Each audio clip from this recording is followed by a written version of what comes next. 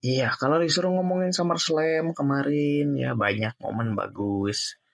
Dominic Mysterio berkhianat, terus Drew McIntyre berhasil balas dendam ke CM Punk, dan puncaknya di main event kemarin Roman Reigns return bantuin Cody Rhodes untuk ngalahin Solo Sikoa yang ada backup bloodline-nya itu ya.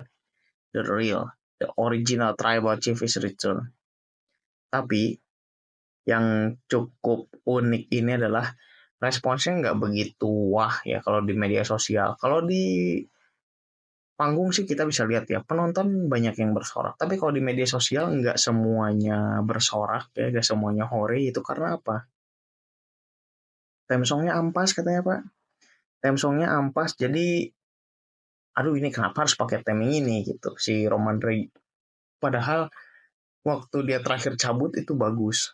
Waktu WrestleMania ya maksudnya. Dan usut punya usut, ini semua ada hubungannya dengan satu bukan satu orang ya, satu grup yang dibenci oleh netizen, yang dibenci oleh para fans WWE, oleh WWE Universe. Siapa mereka? Yuk kita bahas bareng bang.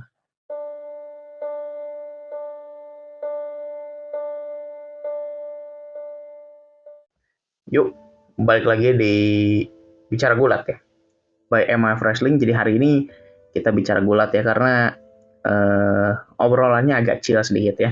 Jadi kita pengen bahas soal satu nama yang cukup heboh ya untuk beberapa bulan ke belakang karena berhasil membuat orang panas, berhasil membuat orang naik uratnya gitu ya, uratnya tegang gitu. Gara-gara apa? Ini dikasih tem jelek terus, dikasih tem ampas terus. Kenapa? Coba. Kan bingung ya. Gitu. Maksudnya itu.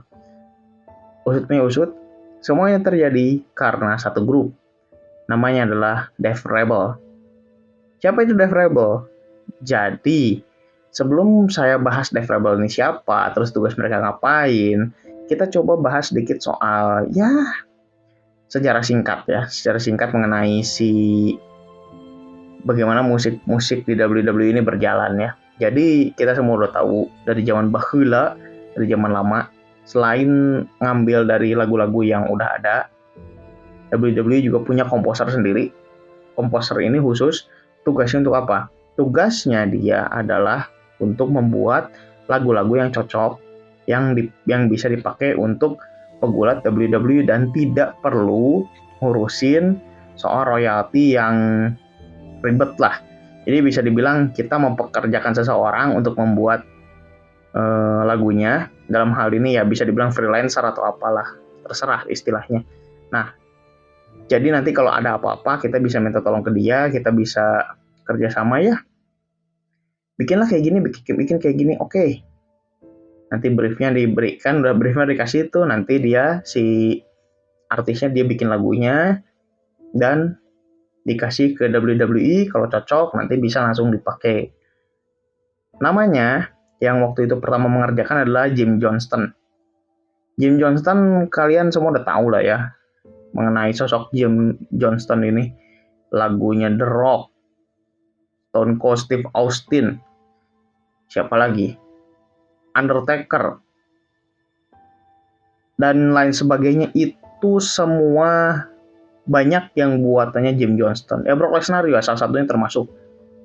Itu adalah buatannya Jim Johnston, dan Jim Johnston diapresiasi begitu kencang oleh fans WWE, oleh WWE Universe. Kenapa? Karena dia bikin theme song itu selalu relate sama si pegulatnya. Jadi kayak, oh kita enak nih dengernya, oh kita mantep nih, masih bisa didengar lah, masih bisa enak gitu. Tapi lambat laun bukan progres ya, kerjaan dia itu diambil alih sama satu grup, yaitu CFO Dollar. CFO Dollar siapa? Jadi dia itu grup juga. Nah dia itu grup komposer ya, artis itu ada satu grup, itu dia terdiri dari dua orang, namanya adalah John Paul Ali Castro sama Michael Conrad Laurigina. Dua orang ini fungsinya ya mengambil alih posisi yang sudah sering dikerjakan oleh Jim Johnston, yaitu menciptakan lagu-lagu untuk pegulat di WWE, lagu entrance, lagu apalah. Jadi nanti mereka yang buat.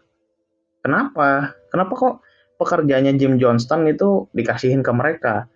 Toh sampai ke Jim Johnston cabut pun kan sebenarnya masih banyak juga, masih ada beberapa theme yang dikerjakan sama Jim Johnston. Yang terakhir itu adalah Baron Corbin. Baron Corbin yang sebelum ini ya, yang sebelum jadi Happy Corbin yang gimmick yang gak jelas itu masih dikerjain sama Jim Johnston si lagunya. Nah pertanyaannya kenapa Jim Johnston udah gak dipakai lagi? Masalahnya Jim Johnston meskipun dia dikontrak sama WWE tapi dia itu minta royalti. Ya sebenarnya sih WWE bisa ngasih royalti sih pasti ngasih gitu ya. Cuman lama-lama kan anggaran juga ya Pak. Anggaran jadi kayak aduh gak kuat bayarnya. Itu lah ya. Kalau buat long term kayaknya nggak enak. Jadi ya udahlah. Si Jim Johnston dilepas kontraknya. Waktu kontraknya selesai dia dilepas. Ya udah biarin aja lepas aja. Dan fokus ke CFO Dollar. Jadi semua kerjaan itu full di take over sama si CFO Dollar ini. Tapi sejak 2019 pekerjaannya dikasih lagi. Jadi nggak CFO Dollar yang pegang. Jadi dikasih ke grup baru. Kenapa? Karena si CFO Dollar juga punya masalah yang sama lama-lama seperti Jim Johnston karena soal itu juga dia minta royalti gitu. Dan WWE nggak mau bayar gitu. Gak mau bayar di sini dalam artian kalau lama-lama sih boncos juga duitnya Pak gitu. Ya udahlah. Jadi ya udahlah stop aja gitu. Ya udah buat lagu yang ini udah selesai sampai sini. Nanti ya udah gitu. Sampai lagunya nggak dipakai. Sampai lagunya masih dipakai sih berarti mereka masih bayar royalti. Kalau udah ganti kan ya udah royaltinya juga diputus gitu. Dan masuk grup baru. Grup baru itu namanya siapa? Namanya adalah Death Rebel. Death Rebel ini siapa? Nah, Death Rebel ini saya baca ya. Death Rebel ini adalah satu grup gitu. Jadi dia satu grup yang dari satu perusahaan di daerah New York. Di mana ya New York, di daerah New York ini dia punya lokasinya itu, kantornya itu nggak terlalu jauh sama kantornya WWE Music Group. Music Group ini ya, berarti kan yang ngurusin fokus ke musiknya WWE ya. Nah, Death Rebel ini siapa anggotanya?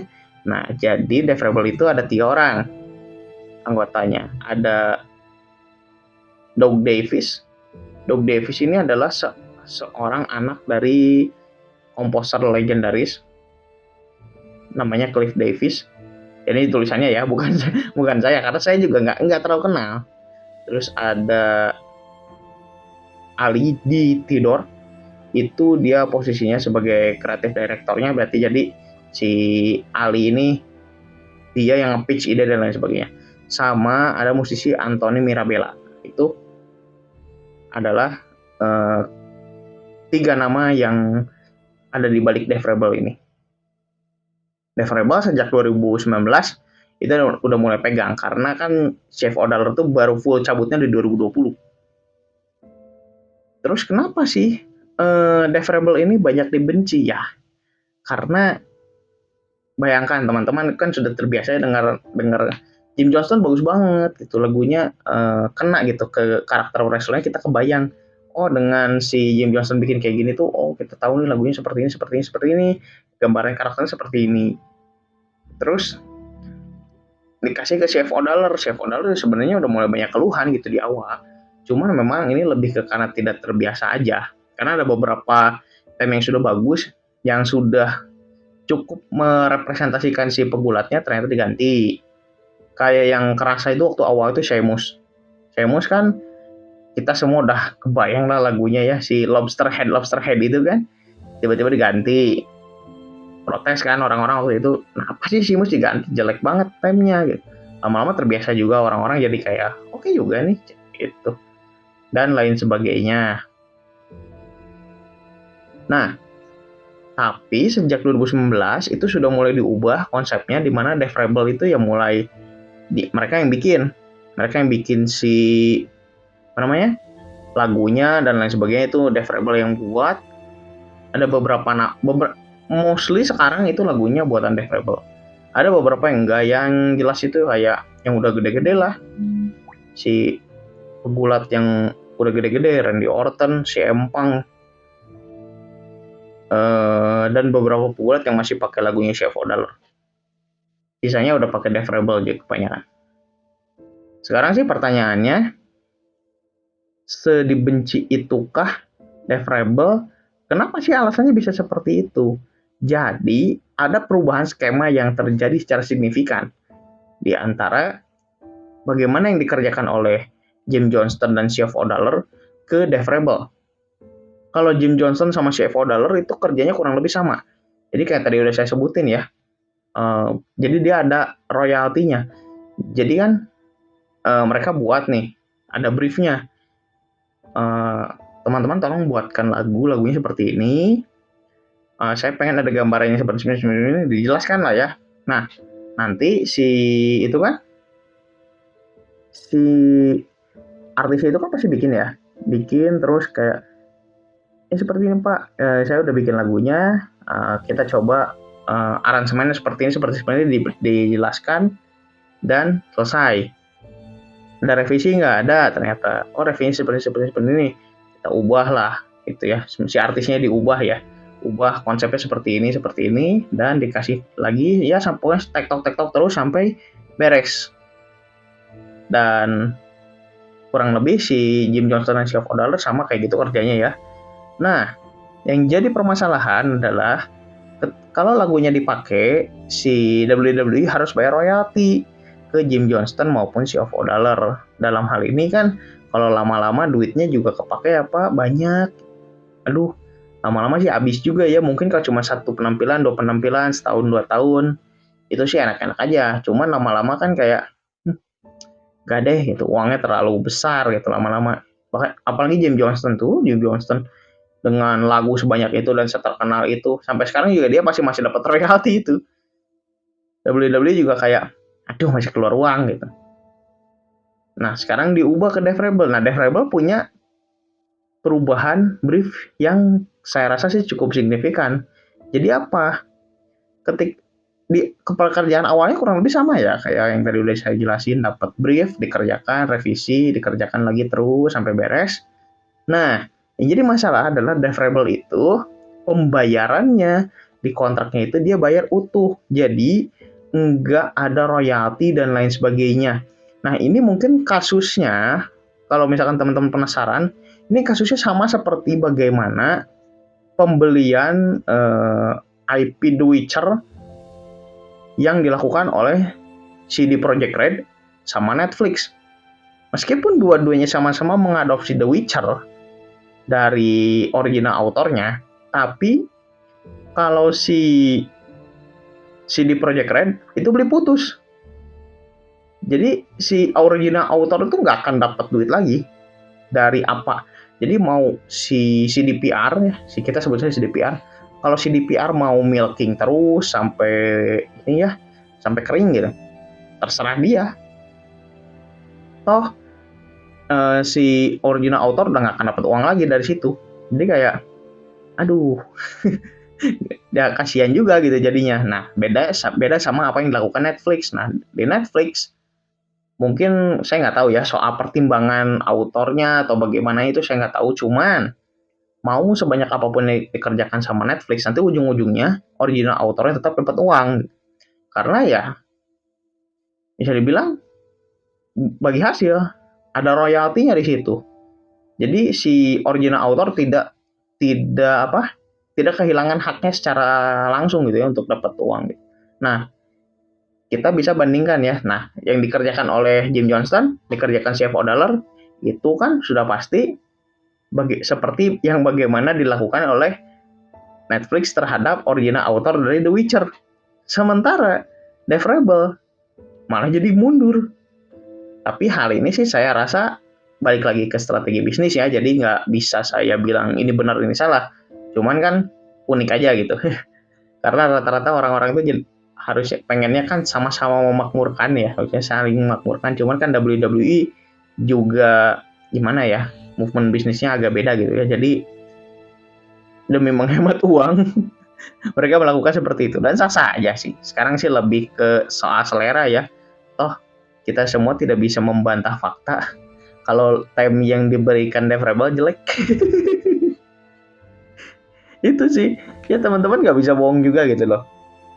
Time yang diberikan ya, lagu-lagu yang diberikan oleh si Dev Rebel tuh kita nggak ngerasakan apa namanya, tidak merasakan bagusnya di mana gitu. Jadi kayak bingung aja, ini Dev Rebel bikin lagu apaan coba. Saya tuh berapa kali komen di Facebook tuh pakai, kalau ngata-ngatain Dev Rebel tuh caps lock pak, selalu caps lock. Dev Rebel, wah itu tuh ada kata-kata kasarnya di situ, ada kata-kata tidak pantas itu, gak bisa keluar juga. Nah itu kan jadi PR tersendiri ya soal Dev Rebel ini, dan katanya sih dari WWE udah aware dengan soal ini dan akan memberikan penyelesaiannya ya, yang lebih tepat seperti apa. Cuma kita nggak tahu bagaimana penyelesaiannya yang terbaik. Toh nanti ujung-ujungnya juga penonton yang menilai gitu. Penonton yang menilai apakah kerjaan Dev Rebel nanti makin kesini akan makin bagus atau makin ampas gitu. Itu yang harus dijawab di kemudian hari. Kalau sekarang sih kita menunggu aja lah. Toh semakin banyak tim jelek yang siap kita dengarkan dari Dev Rebel ya. Semangat teman-teman ya untuk yang menonton. Toh di WWE, AEW, New Japan lagi jelek-jeleknya tuh tim semua. Beneran.